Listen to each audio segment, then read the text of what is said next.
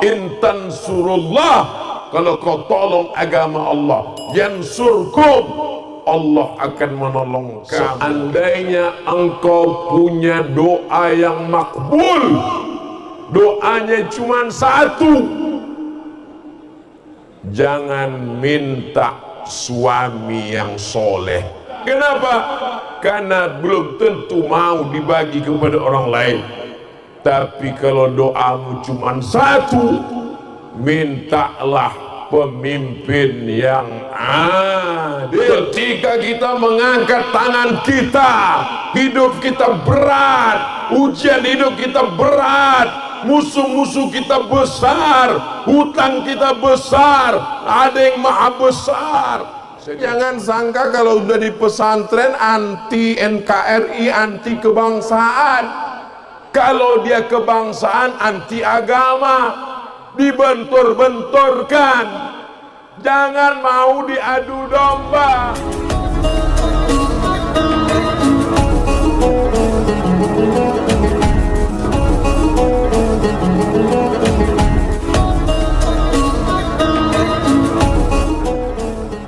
Karena di beberapa tempat hafal Quran, nggak bisa baca kitab. Hebat baca kitab, nggak hafal Quran. Yang lebih parah lagi, nggak bisa baca Quran, nggak bisa baca kitab, hidup. Tapi punya harta, tolong dengan hartanya. Punya kuasa, tolong dengan kekuasaannya. Punya nyawa, tolong dengan nyawanya.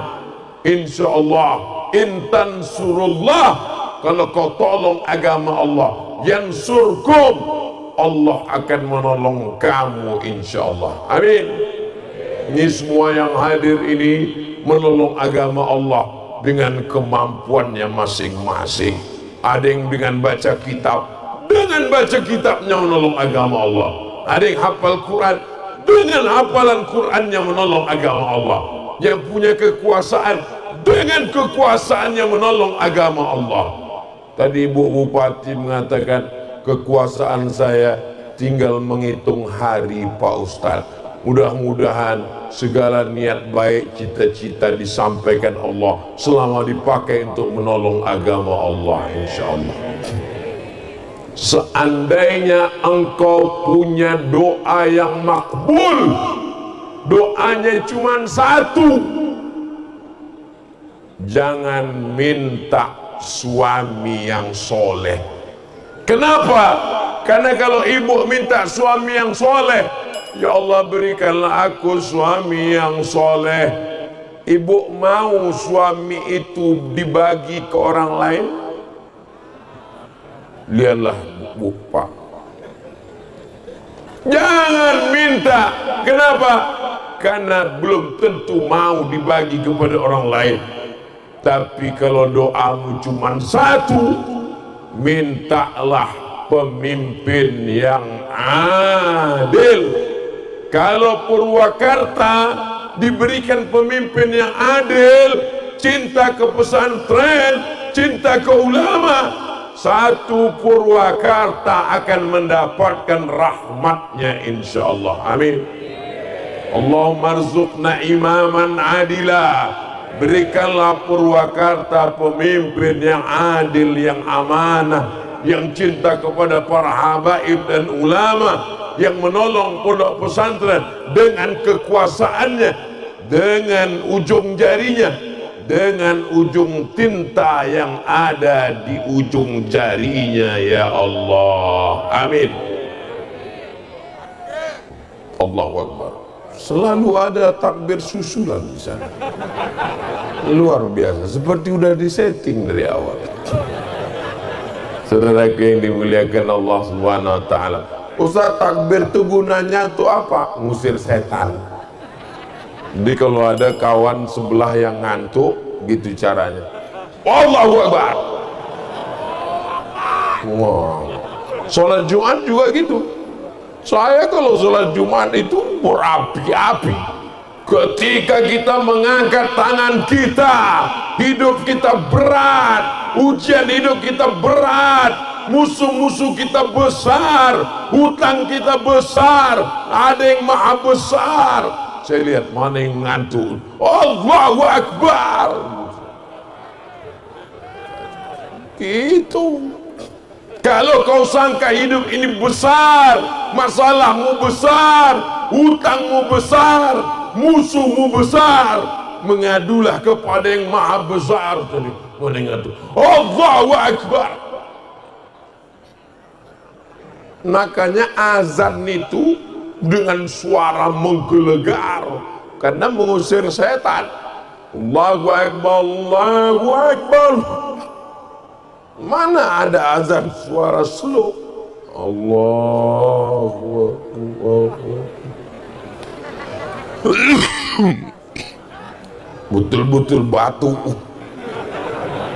Saudaraku yang dimuliakan Allah Subhanahu wa ta'ala, yang pertama haul, yang kedua wisuda, yang terakhir yang ketiga reuni alumni pondok pesantren. Pondok pesantren punya alumni bertemu bertatap muka, bukan menunjukkan egonya, saya sudah hebat, saya sudah bangun ini. Yang kita tunjukkan adalah kita sudah mengajak orang ke jalan Allah, bukan jalan Sudirman. Siap mengajak umat ini ke jalan Allah, siap menjaga persatuan. Indonesia didirikan oleh para pejuang yang memperjuangkan negeri ini atas nama Allah. Mereka berteriak Allahu Akbar untuk mengusir penjajah, hingga penjajah lari morat marit. Maka kita berdasarkan Negara Kesatuan Republik Indonesia, Pancasila, satu ketuhanan. Tuhan yang mana? Baca pembukaan Undang-Undang Dasar 1945. Atas berkat rahmat Allah. Jelas? Hari pahlawan. Kapan hari pahlawan? Hari pahlawan 10 November. Tapi 10 November itu orang berani meninggalkan hartanya, meninggalkan kebunnya, nyawanya melayang. Karena ulama memesankannya, kalau kau mati, kau akan mati syahid. Kalau mati syahid, nyawamu melayang, tapi kau merasa hanya seperti cubitan lembut di atas kulit. Kau tidak akan kena azab kubur. Selama ini kau berdoa, Allahumma inni a'udzubika min adzabi jahannam wa min adzabil qabri. Kalau kau mati syahid, kau tak merasakan azab kubur, dan sampai di akhirat kau tidak dihisab, kau langsung masuk surga. Itulah yang membuat mereka berteriak Allah Akbar. Akhirnya Indonesia merdeka 17 Agustus 17 Agustus tahun 45.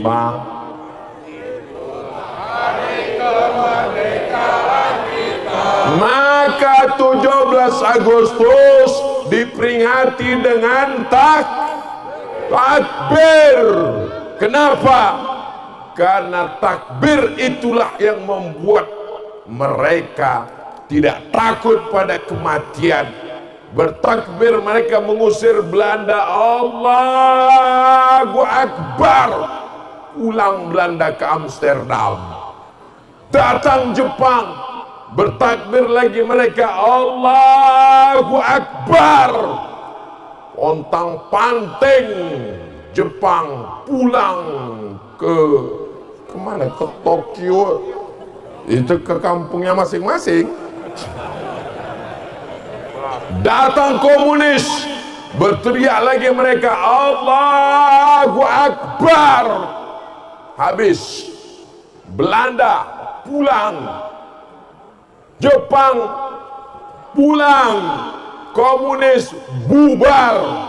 Akhirnya kita berdiri sebagai bangsa yang merdeka, berkedaulatan, berharkat martabat.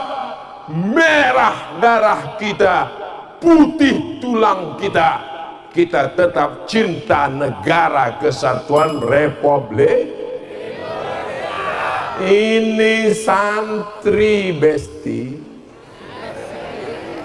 Jangan sangka kalau udah di pesantren anti NKRI, anti kebangsaan. Kalau dia kebangsaan, anti agama, dibentur-benturkan. Jangan mau diadu domba, karena yang mau diadu domba itu cuma domba. Dan domba akan disembelih hari raya 2.300.000. Harga sudah naik sekarang.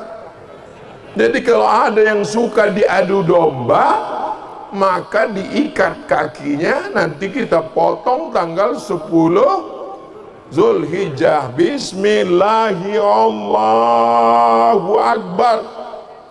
Yang motong takbir, yang dipotong takbir. Mana bisa kalau kambing dikasih makan rumput 2 tahun bisa disembelih, tapi kalau manusia tidak bisa. Maka kata Allah, ulaika kal an'am, mereka lebih hina daripada binatang. Maka kalau mau anak cucu kita selamat dari adu domba, insya Allah solusinya tinggal satu, pondok pesantren.